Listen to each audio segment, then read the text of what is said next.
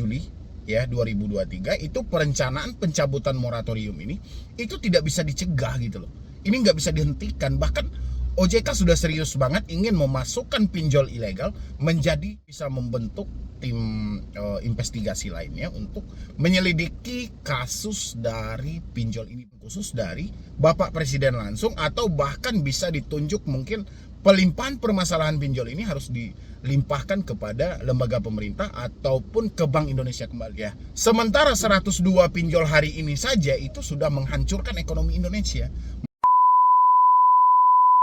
Oke, selamat malam buat teman-teman semuanya, khususnya yang ada di Solusi Hutang. Kali ini yang mau kita bahas itu adalah kekejaman di era digital hari ini. Bahkan bos OJK pun berbicara peluang bisnis fintech P2P lending ke depannya gitu. Ini menarik banget ya. Jadi memang mereka ini berencana memang untuk menarik investor sebesar-besarnya tanpa mereka memikirkan dampak dari bagaimana nasib masyarakat untuk kedepannya gitu loh. Sementara literasinya masih kurang banget.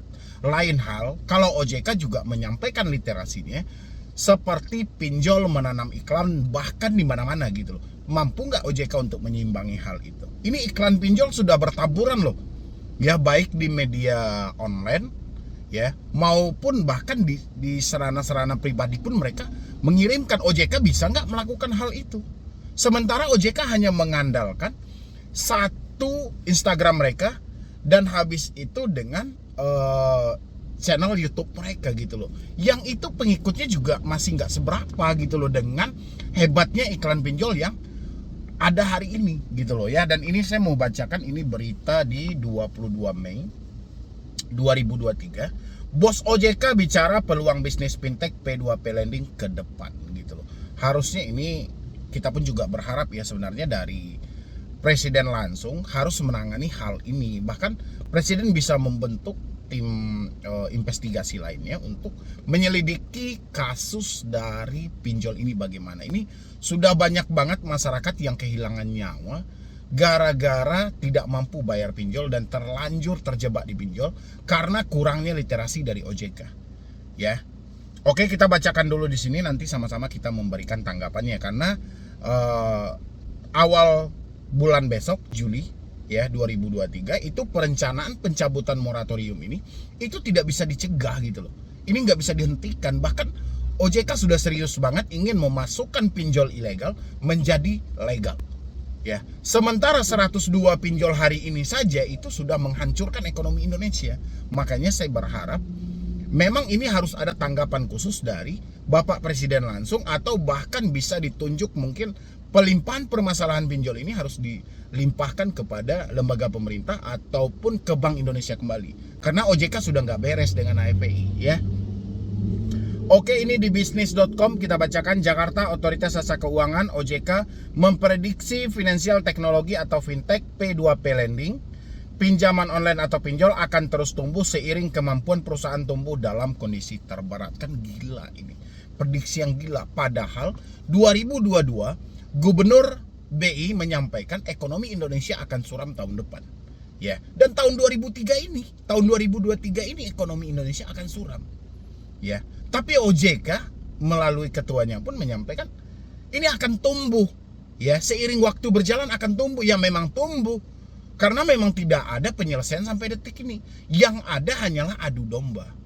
Ya, tidak ada OJK menjembatani permasalahan si debitur dengan si kreditur. Ya, kecuali kasusnya viral dulu. Contoh kayak IPB kemarin itu kan viral, berhasil membumingkan lah kita masyarakat kayak mana memviralkan hal itu. Ya, sementara banyak pun orang-orang yang berteriak stop bayar pinjol, galbait serentak dan segala macam, tapi endingnya juga nggak ada ya. Di balik layar, di belakang itu ya Anda tetap juga memperpanjang, tetap juga gali lubang tutup lubang. Ya ngapain Anda suarain untuk galbait nasional? Ya, kita lanjutin beritanya. Pandemi COVID-19 merupakan ujian bagi seluruh industri jasa keuangan termasuk industri P2P lending. Kami melihat bahwa berdasarkan data industri fintech P2P lending tetap tumbuh positif pada periode pandemi di saat beberapa industri jasa keuangan lainnya kewalahan terkena dampak pandemi COVID-19, kata Kepala Eksekutif Pengawasan Peransuransian Dana Pensiun Lembaga Pembiayaan Lembaga Jasa Keuangan Ogi Prastomiono dalam keterangan kepada bisnis Senin 22 Mei 2023. Ini kan gila gitu loh. Ini positif kayak mana? Orang ketika dia di suasana Covid inilah mereka menanggapi aji mumpung. Kan masih ingat kita harus di WFH, bekerja dari rumah, adanya PSBB dan segala macam gitu loh. Ya. Dan ini kesempatan emas bagi pelaku usaha jasa keuangan. Ya, khususnya pinjaman online. Dia mengaji mumpungkan hal itu. Kalau bank ya jelas kewalahan, karena bank harus tatap muka langsung. Sementara orang harus berada dari rumah. Ya. Orang tidak boleh berkeliaran. Sementara si pinjol memanfaatkan fasilitas yang namanya digital. Dia memasang iklan sehebat mungkin. Orang banyak di PHK. Ya, WFH, dikurangi dari tempat kerja, tidak adanya pemasukan ekonomi, dan inilah aji mumpung bagi si pinjol. Ya, ini salah tafsir OJK kalau saya rasa. Makanya kalau dia bilang bahwasanya fintech mampu tumbuh di tengah situasi Covid, ya wajar, karena polanya berbeda dengan bank konvensional. Ya, yang harus bertatap muka dengan calon nasabah dengan pemberi pinjaman. Ya. Kalau pinjol kan enggak. Kita kan lihat iklannya. Iklannya cuma butuhkan nomor Anda dipakai berapa lama. Seri belakang nomor Anda angka berapa gitu loh. Yang dibutuhkan cuma itu. Kalau bank tidak, bagaimana kematangan usaha Anda? Bagaimana nanti tinjauan dari analis? Bagaimana tentang credit scoring? Ini yang dibutuhkan bank. Kalau pinjol tidak memiliki hal itu. Ya, harusnya Bapak Ogi ini meninjau kembali dan harusnya nggak menyampaikan soal yang seperti ini. Kalau dibilangin pinjol tumbuh dengan pesat di tengah Covid-19, ya wajar. Itu karena OJK selalu membiarkan, hanya mampu mengawasi dari jauh. Tidak ada tindakan tegas ketika ada pelaku usaha jasa keuangan ini melakukan tindakan di luar dari aturan yang ada. Itulah penyebabnya sehingga pinjol mampu tumbuh di tengah Covid-19 karena dia mampu melakukan penekanan terhadap para debitur yang telat bayar dan gagal bayar. Bahkan sampai mencaci maki, penjualan data, intimidasi dan segala macam. Pernah OJK menyelidiki kasus ini? Kan enggak. Ya, kita lanjutkan lagi. Bahkan Ogi menambahkan pada periode pandemi yang dimulai pada April 2020, industri fintech P2P lending pulih relatif sangat cepat sejak kuartal 3 2020 dan terus bertumbuh hingga saat ini. Yaitu makanya bagaimana menurut pendapat teman-teman semuanya? Ya, masih pantas nggak OJK untuk menangani permasalahan pinjol? Saya rasa udah nggak pantas. Udah saatnya Presiden menunjuk langsung atau memindahkan permasalahan ini kepada Kementerian Keuangan ataupun dari menteri manapun yang ditunjuk langsung oleh Presiden untuk menangani permasalahan ini, atau bisa dilimpahkan kembali ke Bank Indonesia. Kita lihat juga sepak terjang dari Bank Indonesia seperti apa untuk menengahi permasalahan ini. Ya. Dari hasil ini kami melihat bahwa industri P2P lending telah memiliki ketahanan yang cukup baik. Bukan ketahanan, dia mampu menciptakan debt collector yang amatiran, ya, yang mampu menekan, mencaci maki, menakut-nakuti. Ya. Jadi jangan dibilangin dia memiliki ketahanan yang cukup baik. Ya, ukurannya OJK melakukan penyelidikan dalam hal ini. Oke, kita lanjutkan ya di sini ya. Tidak hanya itu, Ogi mengatakan bahwa industri P2P lending diprediksi akan terus bertumbuh karena market kebutuhan pendanaan masih sangat besar di Indonesia. Namun demikian, sejak terbitnya POJK 10/2022, OJK lebih menekankan pada penguatan kualitas industri P2P lending. Penguatan kualitas industri P2P lending, bukan buat masyarakat. Jadi Anda yang sudah terjebak, jangan harap ada bantuan dari OJK. Yang mau diperkokoh, mau diperkuat, mau diperbagus lagi, itu pinjolnya. Bahkan pinjol kekurangan modal pun diminta untuk merger, diminta bergabung dengan satu pinjol dengan pinjol lainnya. Ya, jadi jangan harap.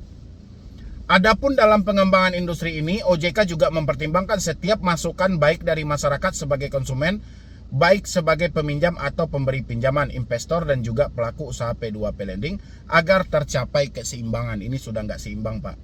Ya, itu keseimbangan hanya menurut data Anda saja, tapi tidak seimbang menurut fakta yang terjadi di lapangan.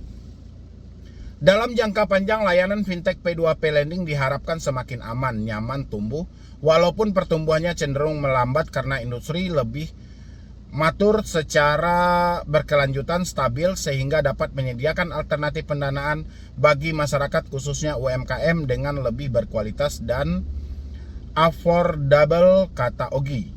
Selain itu, Ogi juga menambahkan OJK akan fokus untuk meningkatkan literasi keuangan khususnya di bidang P2P lending yang masih relatif rendah. Ya gimana nggak rendah?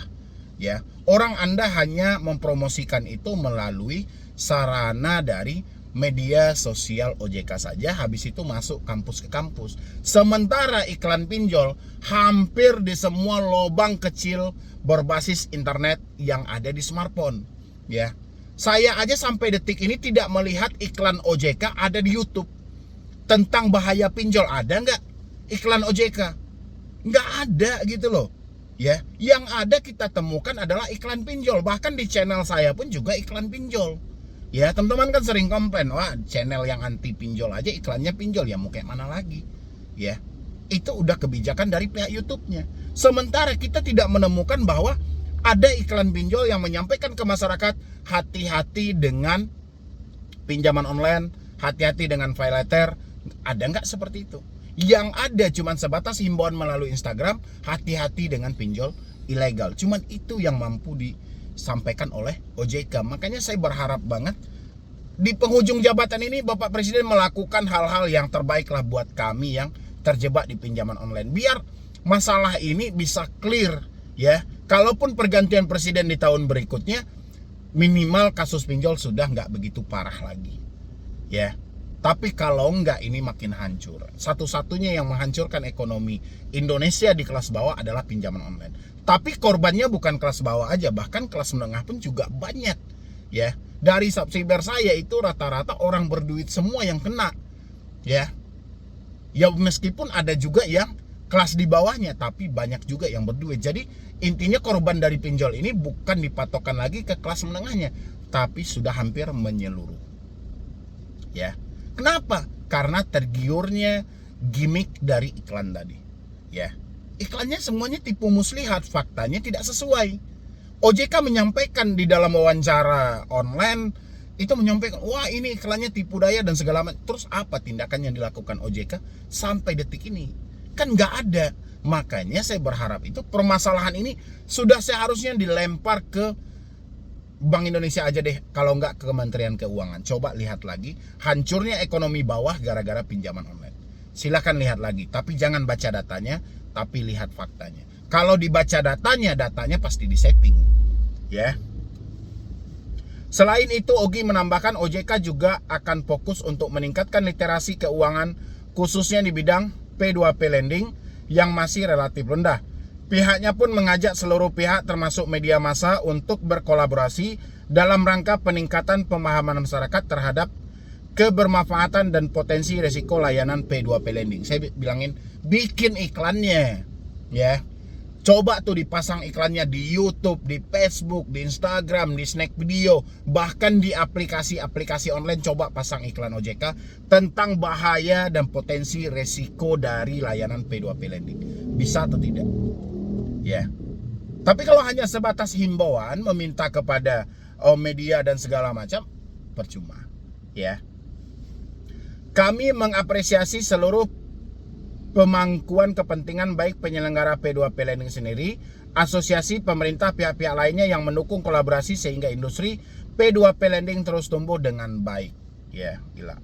Ini teman-teman harus hati-hati banget karena bulan 7 besok itu sudah banyak penambahan dari pinjol ilegal akan menjadi legal karena ini tidak akan terhalangi lagi. Moratoriumnya akan dicabut, ya otomatis segala izin pun akan disahkan dan diokekan. Udah siap-siap Anda itu.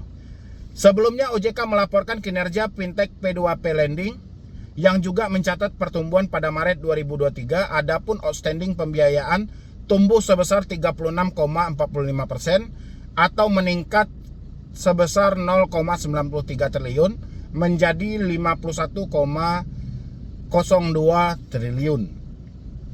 Sementara itu tingkat risiko secara TWP 90 tercatat naik menjadi 2,81%, di mana Februari 2023 2,69%, kata Ogi dalam konferensi pers virtual rapat Dewan Komisioner dalam kurung RDK bulan April 2023 Jumat.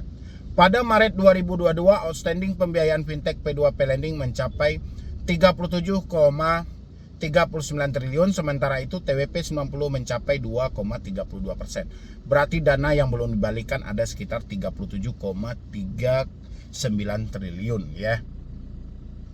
Dan ini memang ini kayak mana ya OJK ini ya. Terkadang kita sudah kehabisan kata juga ya untuk mengungkap hal itu gitu loh. Padahal masyarakat selalu menangis ya, berkeluh kesah tentang beratnya mereka setelah terjebak di pinjaman online. Tapi OJK seakan tidak peduli dalam hal itu ya. Bahkan ekonomi Indonesia pun ini sudah hancur sebenarnya ya. Makanya saya bilangin Pak Jokowi kalau benar-benar paham dalam hal ini, kalau memang mau meninjau hal ini pasti akan marah besar dan kesal banget dengan hal ini ya. Mengingat dampak buruknya atau besarnya penderitaan masyarakat Indonesia gara-gara adanya pinjaman online. Bagaimana menurut pendapat teman-teman atas berita yang dikeluarkan oleh media online ini tentang pernyataan dari pihak OJK sendiri bahwa menyatakan pinjol akan tumbuh besar ya, bahkan di tengah Covid pun pinjol mampu bertahan. Bagaimana menurut Anda? Dan Anda yang sudah terjebak, jalan satu-satunya, jalan yang paling tepat ya memang Anda harus galbay dan berhenti gali lubang tutup lubang ya. Jangan pernah terbesit untuk gali lubang tutup lubang. Kalau memang Anda sudah tidak mampu bayar, ya sudah berhenti sampai di situ. Jangan gali lubang tutup lubang. Resikonya cuma satu, BI checking, dan BI checking itu juga tidak akan lama dan tidak abadi selamanya. Ya, jadi kurangi drama dalam pemikiran Anda. Jangan pernah takut akan ancaman DC. Lawan semua ketakutan itu dan keluar dari jeratan setan ini. Ya, jadi sekian dulu dari saya, Medi Broni. Wassalam.